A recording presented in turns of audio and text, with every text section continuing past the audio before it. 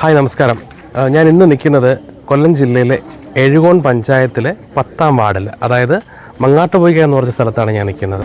ഞങ്ങളിവിടെ വന്നപ്പോൾ ഒരുപാട് ആൾക്കാർ ഒത്തുകൂടി നിൽക്കുന്ന കണ്ടിട്ടാണ് ഞങ്ങളുടെ വണ്ടി നിർത്തിയത്.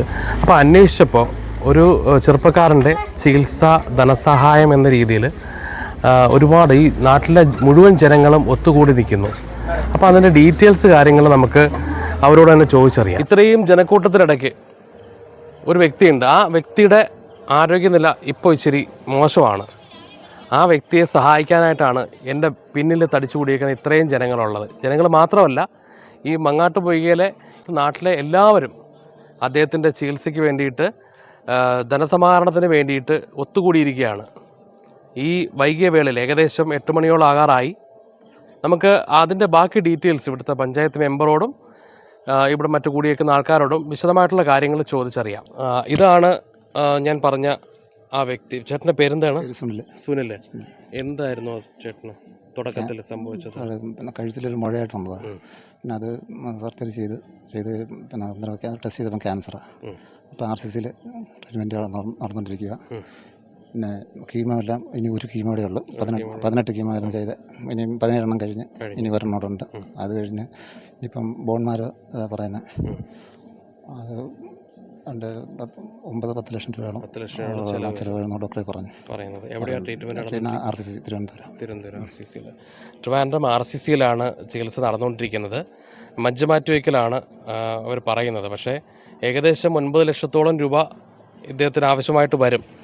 അതിൻ്റെ പകുതിയോ അല്ലെങ്കിൽ കുറച്ചെങ്കിലും ഈ നാട്ടുകാരെല്ലാവരോട് ഒത്തുകൂടി സമാഹരിക്കും.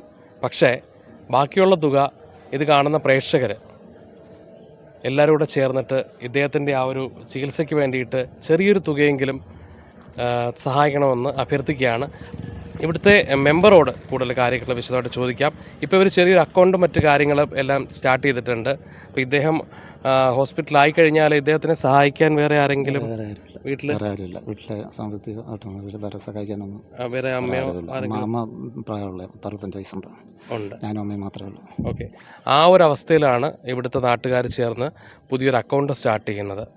അപ്പോൾ അതുകൊണ്ട് അതിൻ്റെ ഒരു പ്രാരംഭ നടപടി എന്നുള്ളതാണ് ഇപ്പോൾ ഇവിടെ ഒരു എല്ലാവരും കൂടെ മീറ്റിംഗ് കൂടിയേക്കുന്നത്. അപ്പം മെമ്പർ ഒന്ന് വന്ന അക്കൗണ്ടിൻ്റെ ഡീറ്റെയിൽസും എന്താണ്? പ്രസിഡന്റ് സാർ, പഞ്ചായത്ത് എഴുകോൺ ഗ്രാമപഞ്ചായത്തിൻ്റെ പ്രസിഡന്റ് ഉണ്ട്, അതുപോലെ ഈ വാർഡിൻ്റെ മെമ്പറും ഉണ്ട്. അദ്ദേഹത്തിൻ്റെ ഈ ഒരു അസുഖത്തിൻ്റെ അടുത്ത ഘട്ടത്തിൽ തുടർന്നുള്ള ചികിത്സ എന്ന് പറയുന്നത് മജ്ജമാറ്റിവെക്കലാണ്. ആ മജ്ജമാറ്റിവെക്കൽ ശസ്ത്രക്രിയയ്ക്ക് ഏതാണ്ട് 9 ലക്ഷം രൂപ ചിലവ് വരും. അതിൻ്റെ ആഫ്റ്റർ എഫക്റ്റും മറ്റ് ചിലവുകളെല്ലാം കഴിയുമ്പോഴത്തേക്ക് 10-12 ലക്ഷം രൂപ ചിലവാകും എന്നുള്ളതാണ് പ്രാഥമികമായി നമ്മൾ കണക്കൂട്ടുന്നത്. സ്വാഭാവികമായും അത് താങ്ങാനുള്ള ശേഷി അദ്ദേഹത്തിൻ്റെ കുടുംബത്തിനില്ല. അദ്ദേഹത്തെ വിട്ടുകൊടുക്കാൻ ഈ നാട്ടിലെ ജനങ്ങൾ സമ്മതിക്കില്ല എന്നുള്ളതുകൊണ്ട് എല്ലാവരും കൂടി ചേർന്നുകൊണ്ട് ഇതിൻ്റെ പൗരസമിതിയാണ് ഇതിന് ഒരു തുടക്കം കുറിച്ചത്. മങ്ങാട്ടുപൊയ്ക പൗരസമിതി, എഴുകോൺ ഗ്രാമപഞ്ചായത്തിലെ ഈ മങ്ങാട്ടുപൊയ്ക എന്ന് പറയുന്ന സ്ഥലത്തെ പൗരസമിതിയാണ് ഇതിന് തുടക്കം കുറിച്ചത്. തുടർന്ന് പഞ്ചായത്ത് മെമ്പറും വിവിധ രാഷ്ട്രീയ പാർട്ടി പ്രതിനിധികളെല്ലാം ഇവിടെ ഉണ്ട്. ഇപ്പോൾ ഇന്നിവിടെ കൂടിയ യോഗത്തിൽ വെച്ച് തന്നെ ഏതാണ്ട് 50,000 രൂപയോളം, ഈ 9 ലക്ഷം രൂപ 10 ലക്ഷം രൂപ 50,000 രൂപയോളം ഇപ്പോൾ തന്നെ ഈ നിൽക്കുന്നവർ തന്നെ കളക്ട് ചെയ്ത് സ്പോൺസർ ചെയ്തിട്ടുണ്ട്. അത് നാളെ മറ്റന്നാളായിട്ട് അത് കളക്ട് ചെയ്തെടുക്കും. തുടർന്ന് ഈ നാട്ടിൽ നമ്മൾ ആരെയൊക്കെ കണ്ട് സഹായം തേടാമോ, ഗവൺമെൻറ് ഇൻസ്റ്റിറ്റ്യൂഷൻ, സ്വകാര്യ സ്ഥാപനങ്ങൾ, മത സ്ഥാപനങ്ങൾ, മറ്റ് ഏതൊക്കെ സ്ഥാപനങ്ങളെ കണ്ട് വ്യക്തിപരമായും കൂട്ടായും കാണാൻ കഴിയുമോ അതിനുവേണ്ടി ഒരു കമ്മിറ്റി എടുത്തിട്ടുണ്ട്. ആ കമ്മിറ്റിയുടെ ഭാഗമായി നിന്നുകൊണ്ട് എന്തായാലും ഈ ഡിസംബർ മാസം ഈ പ്രവർത്തനം പൂർത്തീകരിക്കത്തക്ക, അടുത്ത വർഷത്തേക്ക് നീട്ടിക്കൊണ്ടുപോകാൻ വേണ്ടി കഴിയില്ലല്ലോ. 2024 തന്നെ തീരട്ടെ. 24 തന്നെ ഈ പ്രവർത്തനം പൂർത്തീകരിക്കാനുള്ള ഊർജ്ജസ്വലമായ പ്രവർത്തനം ഇതിൻ്റെ കൺവീനർ കബീർ, ഒരു പൗരസമിതിയുടെ കൺവീനറാണ് ഈ കബീർ. ഇതിൻ്റെ ചെയർമാൻ നമ്മുടെ പഞ്ചായത്ത് മെമ്പർ ശ്രീമതി ആതിര ജോൺസണാണ്. അവരോടൊപ്പം വിവിധ രാഷ്ട്രീയ പാർട്ടി പ്രതിനിധികൾ എല്ലാവരും ഉണ്ട്, നിൽക്കുന്നവരെല്ലാം ഉണ്ട്. ഷർഫണ്ണ, അല്ലണ്ണൻ, കൃഷ്ണനാരായണൻ, ഇങ്ങനെ എല്ലാവരും ഉണ്ട്. എല്ലാവരും കൂടെ ചേർന്ന് കൂട്ടായി ഒരു ജാതിമത ഭേദമന്യേ ഈ 2024 കഴിയുമ്പോഴത്തേക്ക് ഈ പൈസ കണ്ടെത്താൻ കഴിയട്ടെ എന്നാണ് ഞാൻ ആഗ്രഹിക്കുന്നത്. അതിന് കഴിയും എന്നാണ് ഞാൻ പ്രതീക്ഷിക്കുന്നത്. ആ തരത്തിൽ ഒരു ജോയിൻ്റ് അക്കൗണ്ട് എടുക്കാൻ വേണ്ടി പറഞ്ഞിട്ടുണ്ട്. തുടർന്ന് അക്കൗണ്ട് നമ്പർ ജനങ്ങളിലേക്ക് എത്തിക്കാം. കഴിയുന്ന സഹായം എന്താണോ ഇത് കാണുന്നവർ ചെയ്യാൻ കഴിയുന്നതൊക്കെ ചെയ്യണം എന്ന് ഞാൻ ആഗ്രഹിക്കുകയാണ്, ആവശ്യപ്പെടുകയാണ്. അപ്പോൾ ഇത് കൂടുതൽ ദീർഘിപ്പിക്കുന്നില്ല. കാര്യം ഞാൻ നമ്മുടെ ഈ ചാനലിൽ നിങ്ങൾ പല വീഡിയോസും കണ്ടിട്ടുണ്ടാവും, പല ചാരിറ്റി വീഡിയോസ് നിങ്ങൾ കണ്ടിട്ടുണ്ടാവും. നമ്മളവരുടെ വീട്ടിൽ ചെന്നിട്ട് അവരുടെ അവസ്ഥയും മറ്റു കാര്യങ്ങളൊക്കെ നമ്മൾ കാണിച്ചു തന്നിട്ടുണ്ട്. അവർക്കൊക്കെ ഒരുപാട് ഫണ്ടുകൾ നമ്മുടെ പ്രേക്ഷകർ സഹായിച്ചിട്ടുമുണ്ട്. പക്ഷേ ഇങ്ങനെ ഒരു നാട് മൊത്തം ഇദ്ദേഹത്തിന് വേണ്ടിയിട്ട് നിൽക്കുന്ന ആദ്യമായിട്ടാണ് ഞാൻ ഈ ഒരു വീഡിയോ ചെയ്യുന്നത്.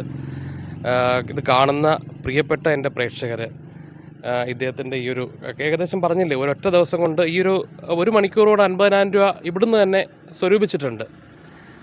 മൊത്തം തുകയും സ്വരൂപിക്കാൻ കഴിയുമെന്ന് ഒരു വിശ്വാസമുണ്ട്. എങ്കിൽ പോലും സന്മനസ്സുള്ള നമ്മുടെ പ്രേക്ഷകർ ഇദ്ദേഹത്തിൻ്റെ ചികിത്സയ്ക്ക് വേണ്ടിയിട്ട് സഹായിക്കുക എന്നുള്ളൊരു അഭ്യർത്ഥന മാത്രമാണ്. അക്കൗണ്ട് നമ്പറും ഡീറ്റെയിൽസും ഒക്കെ നമുക്ക് താഴെ കൊടുത്തേക്കാം.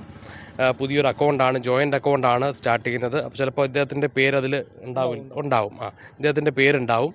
എല്ലാവരും നല്ല രീതിയിലൊന്ന് സഹായിക്കുക.